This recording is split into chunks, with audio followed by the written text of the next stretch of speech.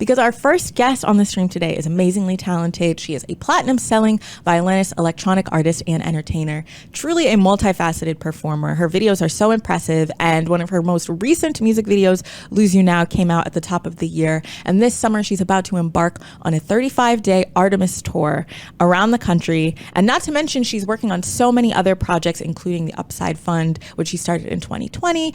And she dropped her full-length project, Artemis, in 2019 that went #1 on the Billboard Dance and Electronic Albums chart. And I'm so excited to talk about all of that with her today. So chat, please give it up for Lindsey Stirling. Hi, welcome to the stream.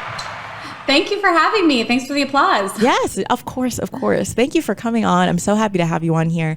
Like I said in the intro, you work on so many different projects that it's like I am truly genuinely amazed, because even besides the things that I listed, I know that you've co-written a book that was a New York Times bestseller.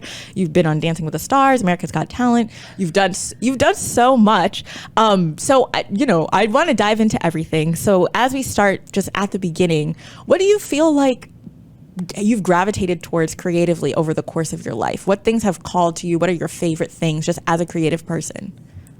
Yeah, that's an interesting question. I feel like the thing that I think is actually my greatest gift as an artist is storytelling, like being able to take a viewer, a listener on some sort of journey. And I think that's why, like, from a really young age, I loved John Williams. Like, I had his greatest hits, I think it was CD. He's the he's the film composer that wrote the score for Jaws and Harry Potter and Indiana Jones and so many, Star Wars. And I just always thought he was so good at telling a story through instrumental music. And that's kind of the approach that I've taken to like a lot of the music videos that I create. Sometimes I actually think of the music idea first before I even write the song, and I'll, almost like score my own mini film. And so, yeah, that's something I love. That is really, really cool. I actually do have a lot of very specific questions for you about certain music videos that you've done too. So I'm so glad that you brought that up. But more generally, I want to start by asking you, how differently do you feel like you approach storytelling through music versus through things like dance in a physical way? Like, how do you tell a story through those things? Because a lot of your videos, you're not just playing the violin, you're not just making music, you're also moving too. So how do you feel like you tell a story in that way? I actually started to dance because I started to write music that I felt required movement. I was thinking about, like, I always wanted to perform this music live.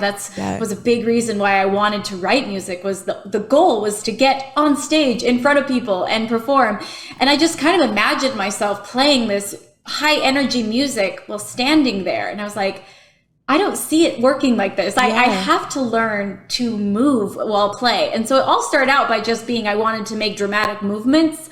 And then that kind of evolved into actually teaching myself how to dance, then actually learning from other people how to dance. And so for me, it all does kind of start with the music. The music has to tell the story, but it's kind of like the 2 feet off each other. Because while I'm writing music, I'm thinking about, like, well, how would I move when I play this? Or like, what part of the story does it tell? And sometimes, like I said, I'm thinking of the video idea, and I'll even tell the producer, I was like, I want really big drums, and I want it to sound intense at the beginning, because it's like we're stepping into an arena and people are about to battle. And it makes it more fun for me to write music that way. Yeah, I can imagine. And I feel like that's where that film composition, like those film scores, really come in handy. Do you feel like that really influenced your own approach to making music? For every song, are you kind of thinking it from a film perspective then? A lot of times, not every time, but even my most recent album, Artemis, it was very much inspired by a story. And I've never done this particular way before, but it being my 5th studio album, I was like, how can I write differently? Like, how can I be inspired from a different place? And so I wrote a comic book. It's called Artemis, and I was like, do I have one around here? But it was really fun to like develop this world and these characters, and it takes place both in the future and in the past, and it follows the story of kind of the goddess of the moon, and how she brings light to a world that's in darkness. And so it was really fun to have a very in-depth story that inspired the writing for the music. And I would be like, this represents this part of the story. This could be this. And, you know, I don't know, it just makes me feel kind of like the John Williams that I always loved. And I also went to film school. And so I've always loved just that cinematic approach. That is so cool. And I'm so glad you brought that up too, because I wanted to ask you specifically about the world that you created around Artemis, because I felt like it was so vivid. And I saw a behind the scenes video that you had done like around Artemis, and it was really amazing, like all the different themes and all of the imagery. So I just wanted to find out a little bit more about what inspired the look for it, and what was your process from writing that comic book to putting out the album to now, you know, going on the tour of the same name. That's like a lot of steps, and that's a lot of iterations of one creative idea. So how did you kind of bring that to life? I actually really loved that this kind of was drawn out over several different, like you called it, iterations, because, you know, it's one thing to, like, I feel like every story or every process has so many layers, and sometimes they get divided up between, you know, different people or different entities, but it was really fun to be a part of every single one of the layers. Like, I came up with the story, and then it evolved as I wrote the music. It helped inform some of the characters by writing the music of, like, this is Artemis's theme. Oh, this is like when she falls in love. Like, you know, it just really inspired each other as I worked on them kind of in tandem. And then, you know, the album was done, but I didn't realize it would take me 2 years to finish the comic book. So I literally just finished it last weekend. It's going, like, final issue is going to print, which is really exciting for me. And, but you know, it took me 2 years to write the story. So in a way, it kept the album feeling very fresh to me, because once you finish an album, it's kind of almost like it's relieving, but it's also kind of sad to turn over those tracks, because then they're unchanging. You can't tweak them anymore. You can't edit them. You can't change a melody. You can live, but the album is going to be what it's always, it's always going to be frozen there. But by continuing writing the story and working on the comic books, and then being able to put the characters into real life form in music videos, because I did quite a few music videos giving little hints of the story as it unfolded. And it just kept it feeling very fresh and alive. So even though this album now is like a year and a half old, it's like I just finished the comic book. So it feels very fresh as I take it out on tour. And get to, you know, experience it live. Yeah, that's really, really amazing, because it's a lot to keep track of too, and that's so in depth. It's kind of like you're living in the world too. If you have the comic books and then you have the music that you wrote, and when you talk about, you know, the Artemis Tour, and I know it starts July 3rd in Kansas City. That's the first date. Yeah, very, very soon. Like, soon. Yeah, sooner than you think. Like 2 weeks. What do you have planned for that tour? Because your videos are already so immersive that I can only imagine. And I've seen, there's one specific performance actually that you did that I want to ask you about later. But I can only imagine, what can fans expect on tour? You know, I love spectacle. I mean, I think you probably could tell that by just my music videos. I love costumes. I love theatrics. I love props on stage. I think that, like I said, storytelling is kind of what I like to do. And so I really try to bring pieces of that into the show. It's also super energetic, like my dancers, and I literally am running stairs every morning to try to just get my cardio up so I can do these performances, you know, full out and be energized. And I wish I could just take you on a tour around my home right now, because there are wigs and costumes and rhinestones, and like, I'm just very involved in all the processes of what I do, like maybe too much, but partly it's because I just love it all. I love the creative process. It's fun for me to like run down to the fabric district and buy bits of material to add to pieces of costumes. And so, yeah, if I gave you a tour of my house right now, you'd see that I'm preparing for tour. Yeah, but yeah, it's going to be so, I think, magical to step on a stage again and give an energizing performance. Yeah, I can only imagine. And when you're talking about the spectacle of your performance, the one that I wanted to talk about specifically that you did that really stuck out to me was the Home for the Holidays show that you did at the end of last year. And you are, for people in the chat who haven't seen it, you are playing the violin and also being spun around by your hair while you're playing the violin. which was really amazing to watch. Like, I was like, oh my gosh, I personally would get so dizzy. But can you just talk me through where that idea came from, how you executed it, just the whole process? Because that was truly amazing. Yes. Okay. So the idea came from, I went to a Cirque du Soleil show several years ago, and you're not supposed to go to a Cirque du Soleil show and leave saying, I want to do that. You are supposed to leave being like, that's amazing. And like, they are trained professionals. You're like, nope, I'm doing it too. Yes. For some reason, I saw this girl who did hair hanging, and it is what it sounds like. She had a bun on the top of her head and a carabiner hooked into it, and she was lifted and spun and did this beautiful routine hanging by her hair. And I've always wanted to dabble in acrobatics, but I never could figure out how, because I have both hands occupied by a violin, so I can't do silks, I can't do rings. And I saw this and I thought, well, that doesn't require any hands. I could do that. So here we are in COVID, and I'm stuck at home, quarantined, my tours were all canceled, and I'm trying to think, like, how can I like find some purpose and value? I was planning this Christmas special, and I was trying to think of a way to make it spectacular. I just wanted it to be something that was really great for my fans to watch. I wanted to challenge myself. And so I searched through the internet and I found a hair hanging coach. I found someone who could teach me, which was also really hard to find. Got her tested, flew her to LA. She worked with me for only a week, teaching me how to do this. That was only a week?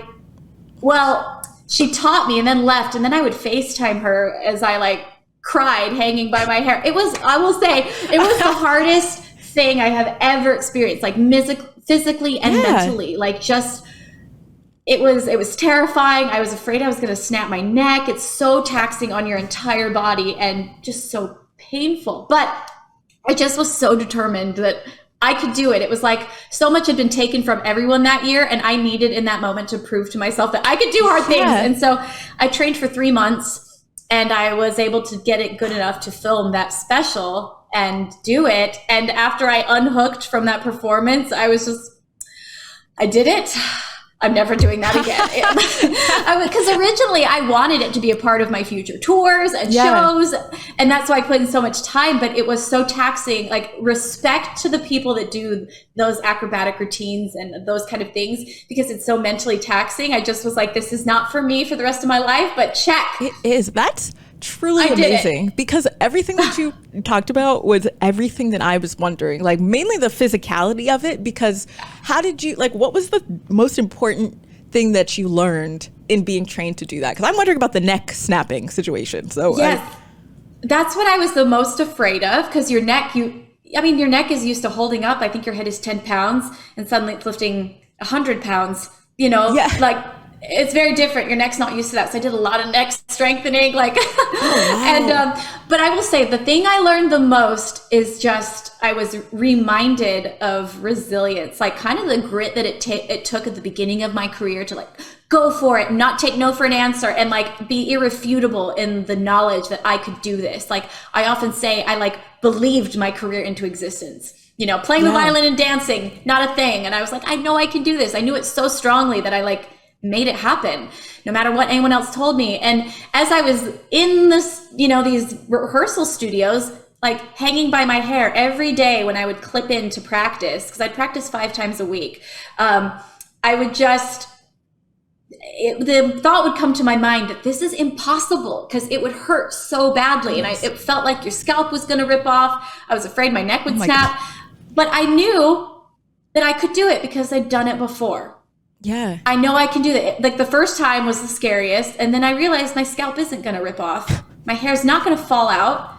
Okay. And so every time I'd have to remind myself, and I'd have to talk myself through it, and I'd breathe, and I'd be like, you can do this. You can do hard things. Like, it's possible because you've done it before. And so many times in life, we stop at that feeling of, this is impossible. I don't think I can do this. And I remember feeling that the first time I picked up a violin, like, this is impossible. How does anyone do this? And so often that's where we stop. But I've realized that that's not the end of the road. That's actually the first step, is getting over the feeling of this is impossible. And like, whether it's like anything in life, anytime I come to that feeling now, I like literally look back to that hair hanging experience and I'm like, I can do this. Yes, that is it.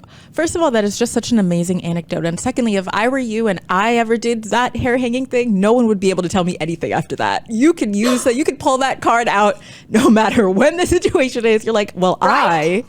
I hung Like, by you my landed hair. on the moon? Well, I hung Exactly. Have you seen this?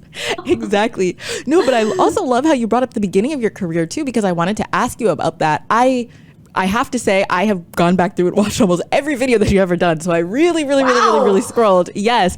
And I just really loved how, even from the beginning, like, what was it like when you first started gaining traction? Because those early videos that were going viral, that was back when like things didn't really go viral like that, like they do now. Like now things go viral all the time, but back then they weren't really. So what was it like for you when you first started, posting online that you were playing the violin? Like, what was that moment like for you when you were like, oh, I can do this? Yes. I remember it being a very specific moment. It was when I released my video Crystallize, which was like a dubstep violin thing. It was the first time I'd ever tried dubstep, but I was very inspired by Skrillex, and I loved Skrillex. So I was like, I'm going to try this. And I remember I had covers do well before. Like I had done a Zelda medley that did pretty well. I'm going to ask you about that. But I'd never had an original song, like the kind of music I wanted to make. Like I would do covers, originals, originals, and the covers always did well, and the originals always kind of fell flat at first. And when that song exploded, and it was my biggest video ever, it got 1 million views in one day, which at that time for me was insane. And like you said, the way that YouTube worked, it was just, that was a lot at the time, especially. It's a lot now, but I just remember sitting there and realizing, I think my life just changed. Because, suddenly people were seeing me for the artist that I wanted to be. And from that moment on, my originals usually did better than my covers.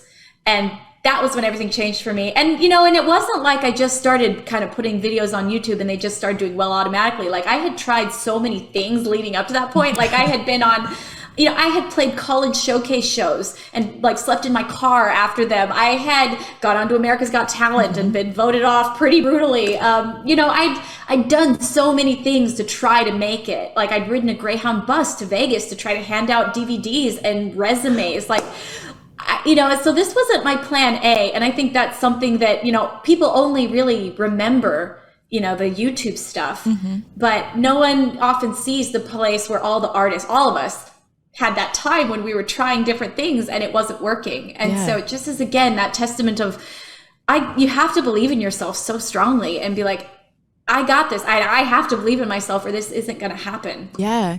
And when you talked about, you were doing a lot of covers, but that original song was the moment, when that blew up, that was really the moment for you. What then was your thought process when it came to making your own music? Like, how do you feel like you've evolved since then as an artist and when it comes to making your own original music and putting yourself out there in that way? Yeah, it was funny when I wrote my first album, and my first original songs, I actually didn't even know how to write music. I had played the violin since I was 6. So I was a musician. I had been trained classically, but I didn't know anything about like, modern music, production, or those like things you learn about how to write a song structure and all that. And so it's interesting that I just kind of went for it. And I think that sometimes the things we, when we don't know the facts, sometimes that can be a little bit of a help. Like I didn't actually realize that what I had set out to do was kind of impossible. And I think that really worked to my betterment. The fact that I was just writing an album, I didn't know how to do it. And I just was like, well, I'm just going to start. I'm just going to do it. I didn't know how hard it was to make it in this industry. And I just was like, I'm going to make it happen. And the fact that I didn't understand all the things that were stacked up against me helped me to just believe in it. And it's almost like now I have to work backwards. Now I know all that's stacked against me, or just against anybody, not me particularly, just the hurdles you have to jump and how hard it is in this business.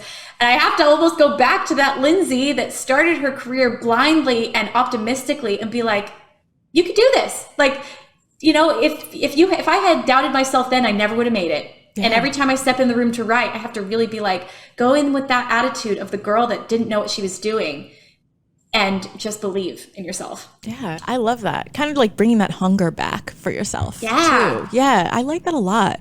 And I mean, thinking about your songs now and your music videos, they're so incredibly moving. Like, you definitely got to that place and really found your voice as a songwriter. I know, you know, your most recent music video, Lose You Now, it's so, like I said, very moving, very intimate. I know it's very personal for you in terms of the imagery and the message, but I would love to hear more about how that song and that video came together. And I also know that you just released an acoustic version like a few months back too, so I would love to hear more about that.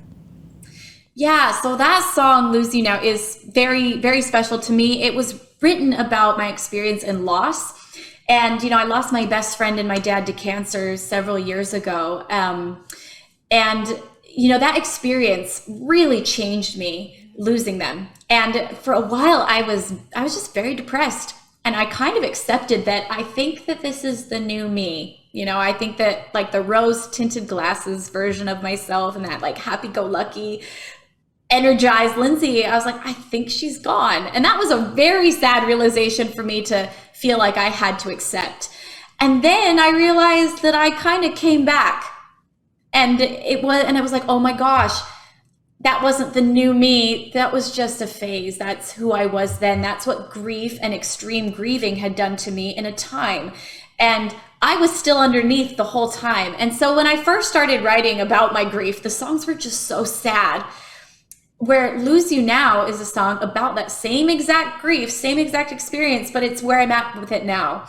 And now I see it as I can look back on memories of my best friend and my dad, and instead of it causing me just like pain and so much sorrow, I'm able to smile and joyously remember, instead of being like, I'm so angry at what I lost.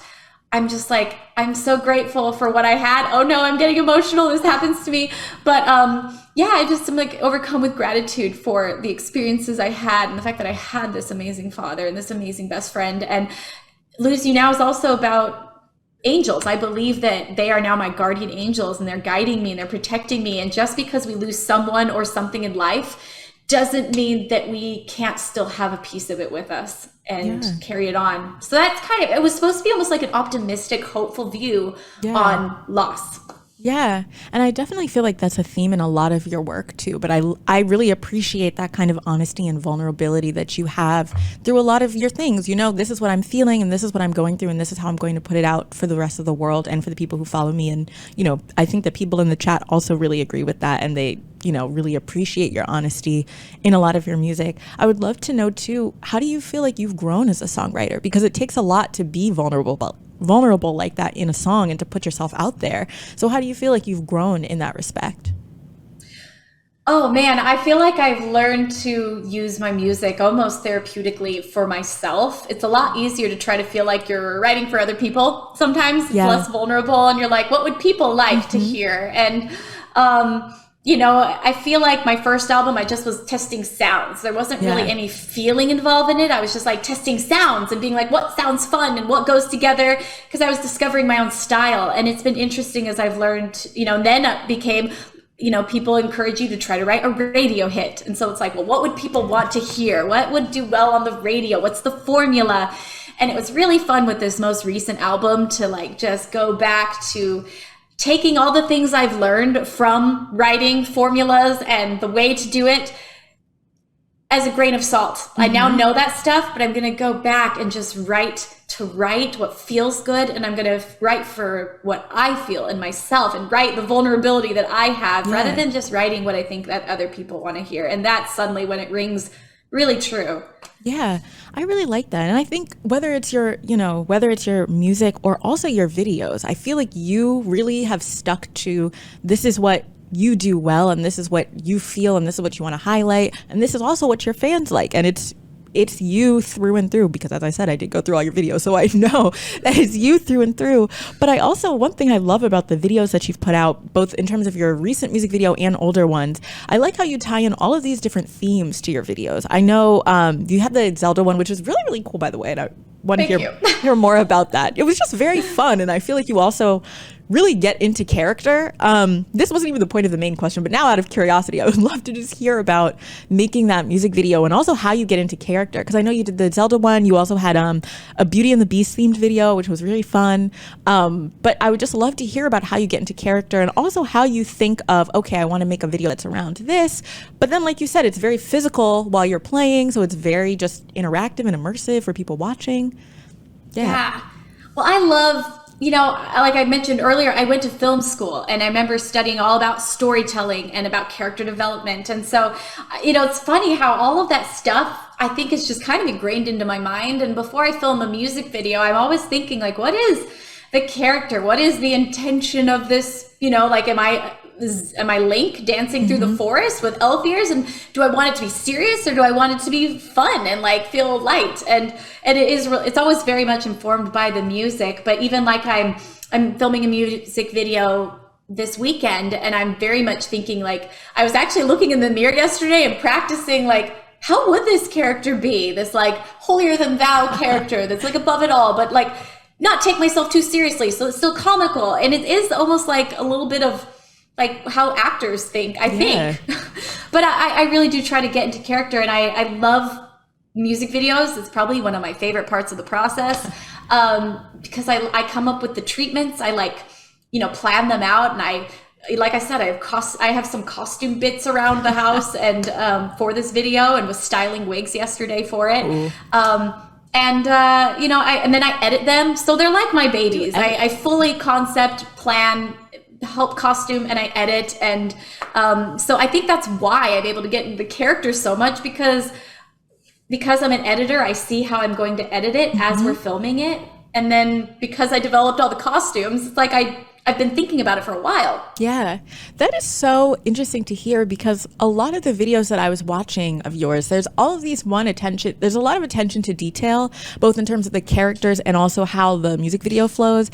But I also had the thought, I was like, wow, I wonder how much she has to talk to whoever edits this to make sure that they do it in the way that she wants, because it feels like it really comes together from start to finish. But that would make a lot of sense, because they really seem cohesive in the process. What's been your favorite video that you've done so far?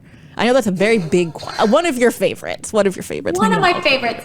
I mean, I've loved some of the ones I've done for the Artemis story, because it's been so fun to take a story that I've written and bring it to life. So I loved the Till the Light Goes Out one that just recently came out. Like, it felt like we were on a battle scene. We had a stunt choreographer there to like teach me and my dancers how to do these battle scenes. It was really fun.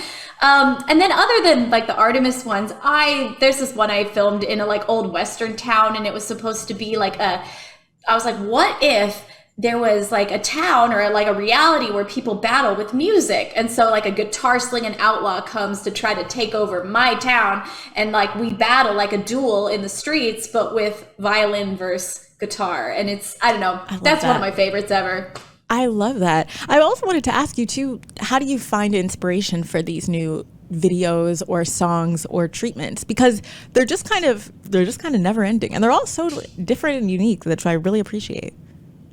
Thank you so much. It is funny because I remember when I first started and I was making all these different videos, I like had this moment where I thought, I'm going to run out of ideas.